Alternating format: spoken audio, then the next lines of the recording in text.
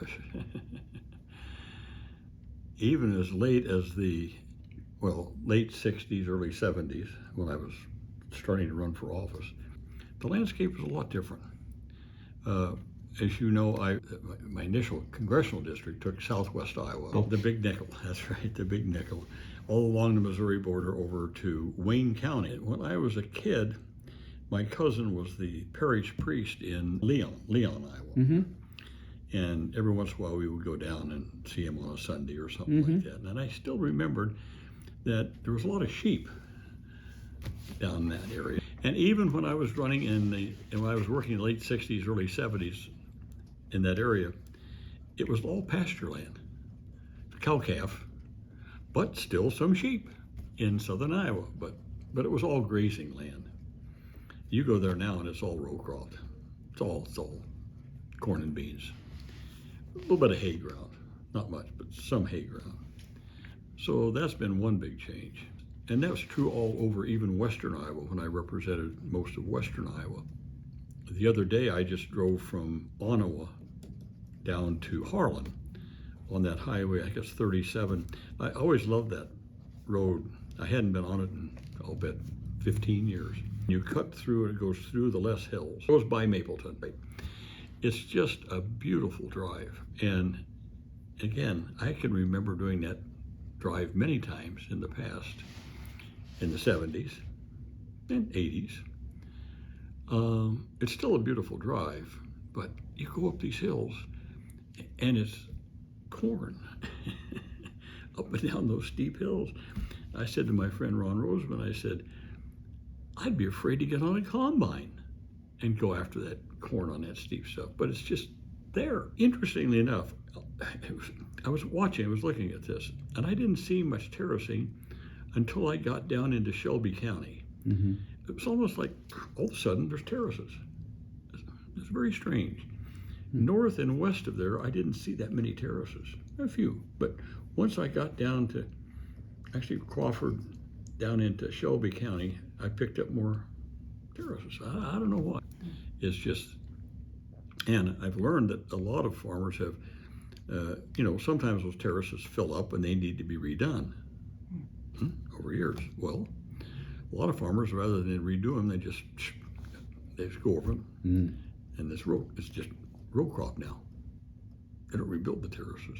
They just smooth them out. That's it. Yeah, if there's 2 or 3, yeah, sure. Just take it out. Anyway, so the changes I've seen is just in the use of farmland. Cow-calf herds were prominent in that time, in western and southern Iowa at least. Hogs. I did work days on farms with farmers that had pigs, and they ran around a pig lot. Mm-hmm. and we would castrate them. And there was this restaurant in down near Taylor County, and every Friday night they had a mountain oyster feed. And Dick Thomas and I, periodically we would make sure we were down there on Friday. Drink beer and eat mountain oysters. That's a long-winded answer. You asked me about changes in agriculture, farms, families, and there have been films made about it. Troublesome Creek, that movie about Troublesome Creek and others. And it's just been devastating. Small towns had vibrant main streets and banks, and people would come in and they were kind of vibrant little towns. They're dead. The banks are gone. There's not even a cafe there anymore. A lot of these towns. No grocery store. There's a Casey's. Schools have closed. So now this has all happened in the last 40 years. Yeah, almost 50, now that I think about it. This is my 50th anniversary of having been elected to Congress this year, my 50 years. So in those 50 years, a lot of these schools have closed, consolidated. Kids ride buses a long way, but the school's gone. So it doesn't bring people together like they did before, like on the school board and things like that. The school's someplace else, and the kids ride buses a long way. it's just the rural life has really changed, and not for the better, not for the.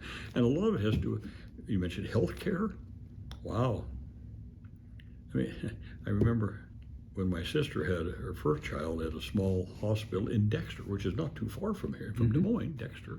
They had a little hospital there. That's that's what they did, mostly babies and minor illnesses and things, but it was right there in the town. That's long gone. You got to go to Des Moines now. People who are voting for like the Trump bill and that reconciliation bill and had some before, I mean, um, they're forgetting the basic people who live here. Even those people probably voted for them on the mistaken, I think, idea that these people are going to look out for their best interests. And I think we reached a point again, and I saw this when I was very young, before I ran for Congress, that it was just a given. If you were a Republican, you'd get elected. And we'd have a smattering of Democrat here. But basically, if you were a Republican, you're just going to get elected. Well, then that changed. That changed in the 60s. And we began to elect, well, Harold Hughes as governor and other Democrats, and Hughes became a senator, and then Dick Clark became a senator. And at one time, we won every congressional seat except one in Iowa. But then we had the legislature. We had Democrats running for the legislature. I just mentioned Harlan, Shelby County. Can't hardly find a Democrat there now. But in those days, we had Louis Muehlbauer, we had Bill Hutchins, we had Democrats. Shaven in the legislature. So I think we're kind of back to where we were before. I think a lot of these people that run who are Republicans think if they're MAGA and they got the MAGA backing, they don't have to worry about anything. And I think philosophically, they're probably into that old trickle down. If we give more to those at the top, it helps everybody at the bottom. And that's where we are. I'm hoping now that with Trump's second term, what's happening now, I'm picking up bits and pieces of Republicans. I just one the other day. Nicest guy in the world, really a wonderful guy. He's 91 years old. He was just saying, wow, this is terrible. He said, maybe we can get 5 senators or 6 senators to stop it in the Senate. He said he thinks we got 3. We got Murkowski and Collins. Somebody else. Who do you mention? 2 or 3. We just need a couple more. He's a Republican, and I picked this up again when I was in Sioux City.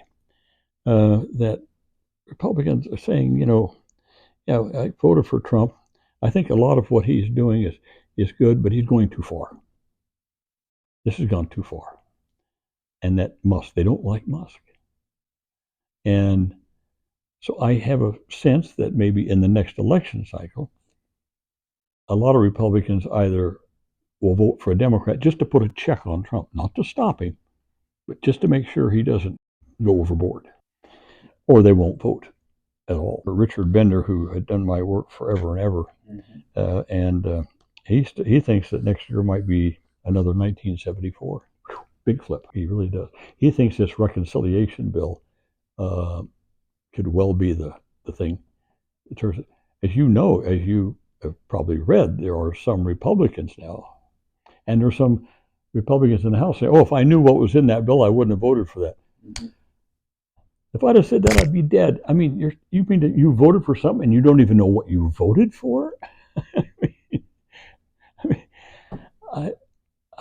I can't believe someone's saying something like that. But so, yes, I think this reconciliation bill could have a lot of legs in terms of Democrats getting elected next time. I was just on a phone call yesterday with a woman by the name of Joyce Bender, runs Bender Consulting out of a place near Pittsburgh, Pennsylvania. It's 30 years old. The company's been in business 30 years. What she does is she places people with disabilities in jobs all over. And so if you're a company and you're saying, hey, I want to be diverse and equity and include, I want to hire some people with disabilities, who are qualified. So they would go to Joyce and say, hey, I got an opening. that I'd like to hire someone who has a disability if they qualify. So she goes out and finds them, feeds them in. So that's what she does. She called me yesterday and said, something's got to be done. She said, all of these cuts that are going through now and people being fired, the people that are getting hurt the worst are people with disabilities. Because a lot of people with disabilities work for a nonprofit. And that nonprofit is probably one way or the other funded some way through some federal stream or something like that. So what's the first thing they do? They fire those people, lay them off. And so people with disabilities are just being laid off right and left, and no one's reporting this. That's a real life consequence.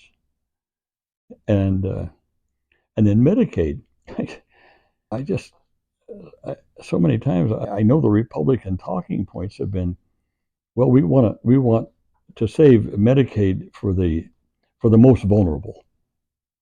Well, just define for me who's the most vulnerable. Where's that drawing line? Because once you start to tell me, then I'll know what you mean. I don't know what you mean now. Who are the most vulnerable?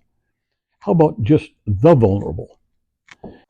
Someone, I forget who it was, said, "Oh, well, we want cut off Medicaid payments to that young man that's sitting in their parents' basement playing video games." What does that mean? So it finally dawned on me. Wait a minute. There may be a young person with a disability, a mental disability or intellectual disability.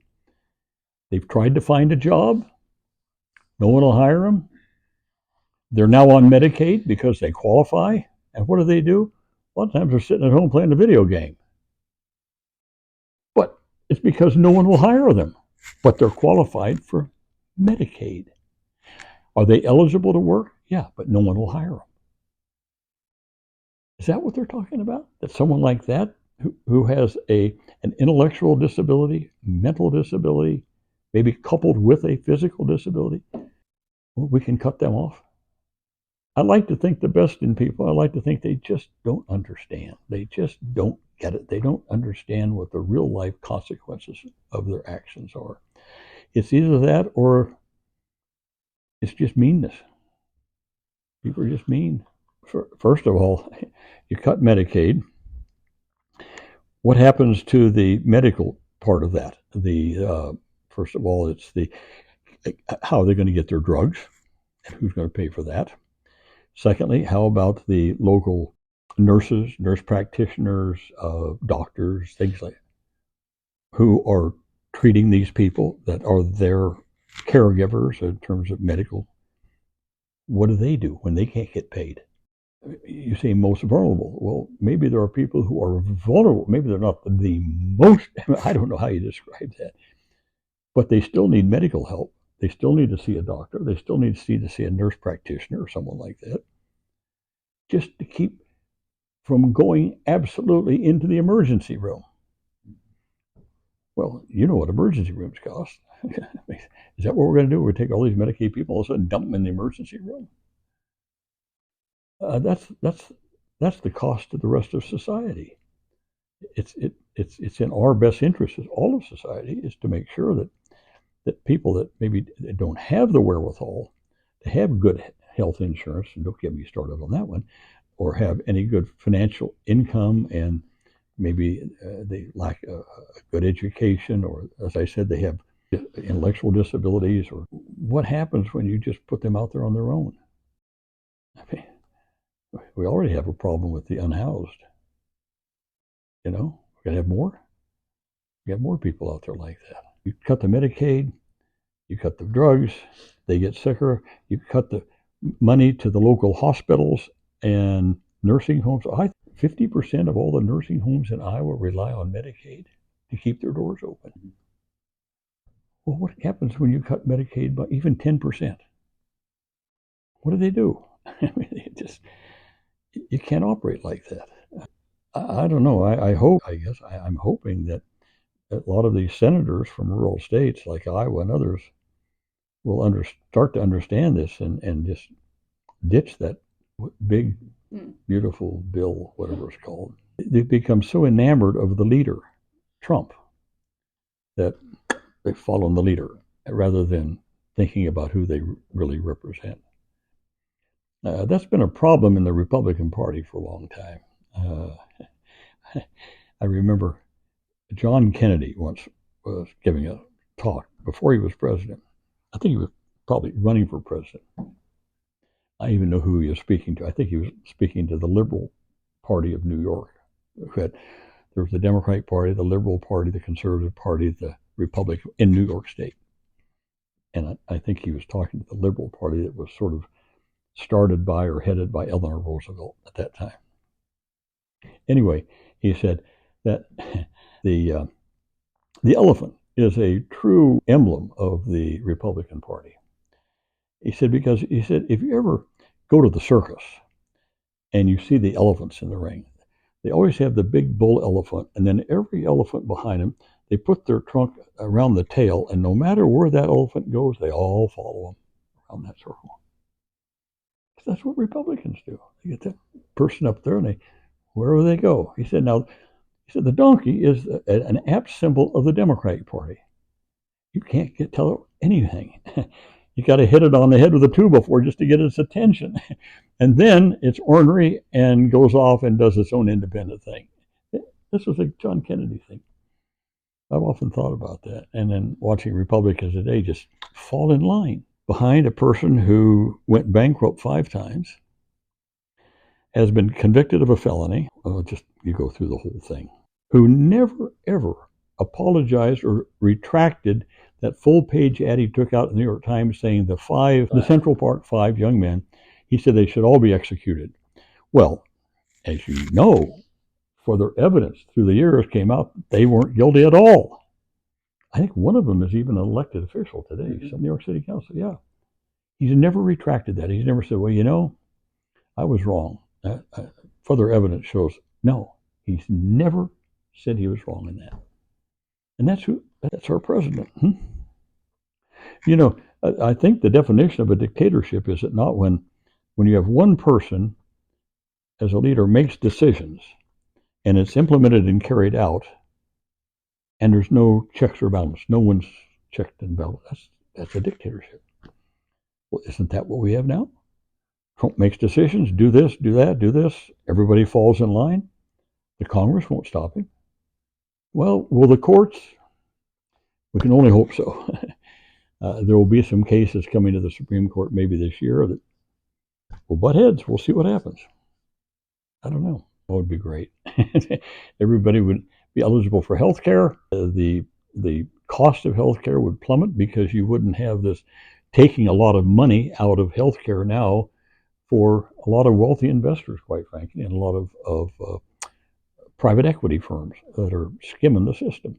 It all then goes to healthcare. And if we'd gone to single payer, we certainly would have put more emphasis on preventative care, keeping people healthy and stuff in the first place, and having those kinds of things in place.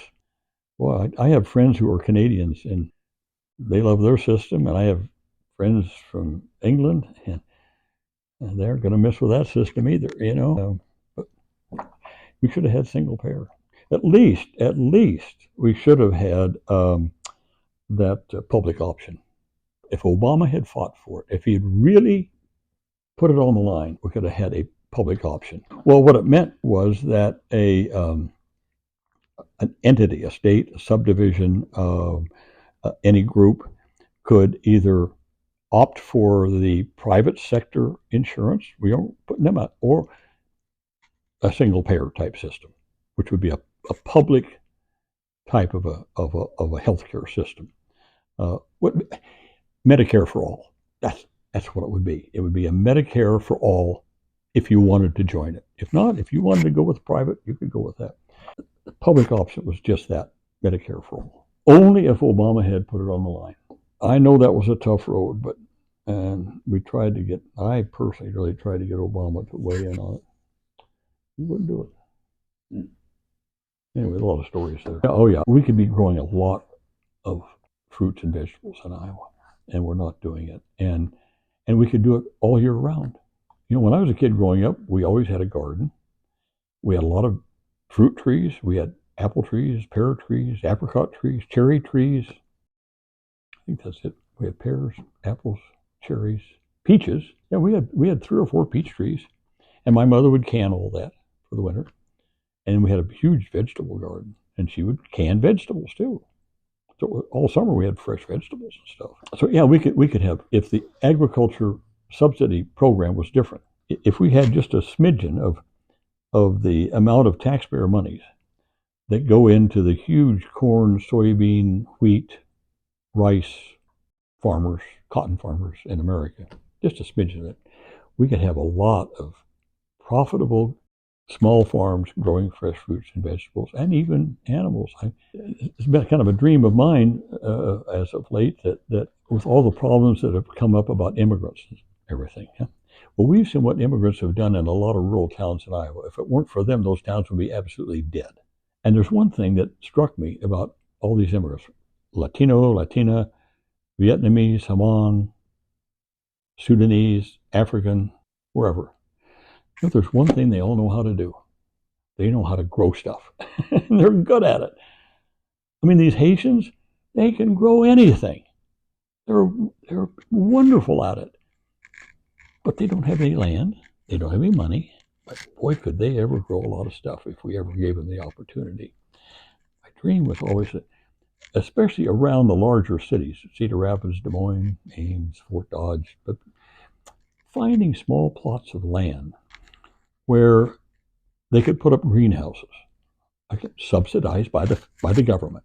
Put up greenhouses, get low-cost electricity from all these windmills, or put up solar panels, again, subsidized, just like we do the big farmers, and get them started, like a beginning farmer type program.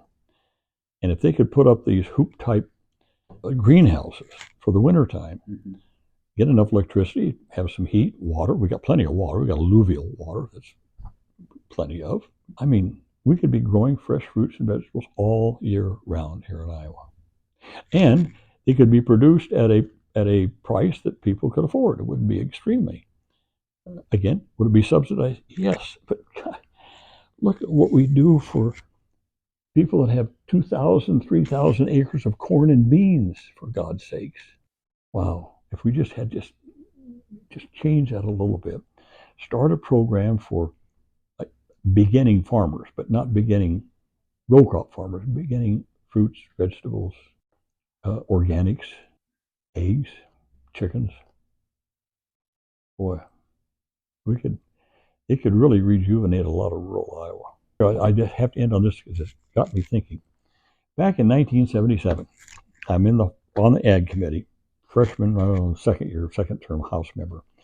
A congressman named Rick Nolan from Minnesota and I came up with a proposal on the Farm Bill. I think it was the 77 Farm Bill. Already we were not supportive of the kind of subsidy programs that were going on. We could see it moving. The bigger you are, the more you got. And the more you got, the more money you got. You could outbid anybody for the land next to you. And then you got bigger, and you got more government money, and you could buy more land and outbid anybody else bidding for that land. Wow, it's crazy. So we came up with this formula.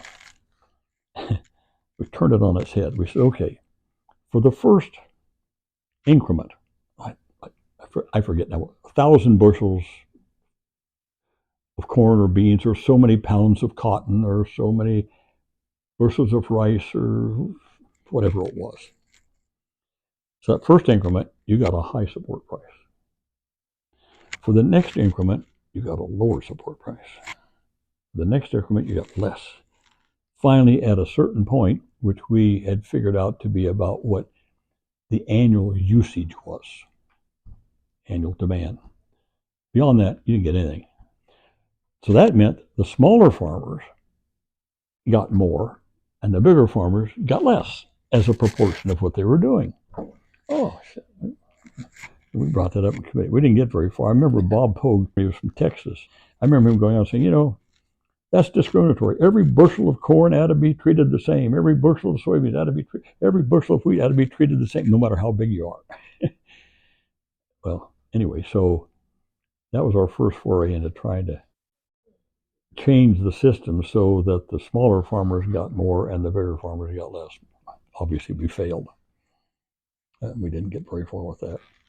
And through all the remaining years, it just became clear to me that the Agriculture Committee in the Congress was basically controlled or run by corn lobby, bean lobby, the herbicide lobby, chemical lobby, the big ones, the big wheat, big rice farmers, sugar farmers, things like that.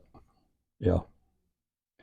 Well, anyway, so that's why I say if we just turn that around a little bit, we could have subsidies and things for a whole new generation of new farmers. We could grow a lot of produce. I mean, and a lot of people would say, "Oh yeah, but summertime. What are you going to do in the wintertime?" So you got a bunch in the summertime. You got more than you need. The prices get depressed, and what the hell do you do? Well, as I said, the winters are less severe than they used to be. Climate change. These hoop kind of greenhouses are very cheap to build.